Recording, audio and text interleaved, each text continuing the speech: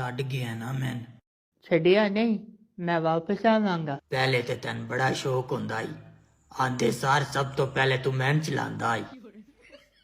ਮੈਂ ਮਾਫ ਕਰ ਦੇ। ਹੁਣ ਮੇਰੇ ਨਾਲੋਂ ਅਜ਼ੀਜ਼ ਤੈਨੂੰ ਕੰਬਲ ਹੋ ਗਿਆ।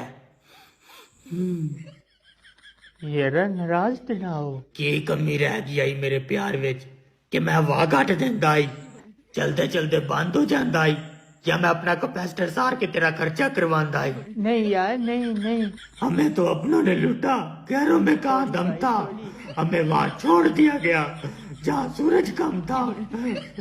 मैं माफ कर दे यार, मैंने तेरा साथ नहीं छड़ना चाहिए। मैं तेन चलांदा, मैं हुनी तेन चलांदा। रुक जा, रुक जा।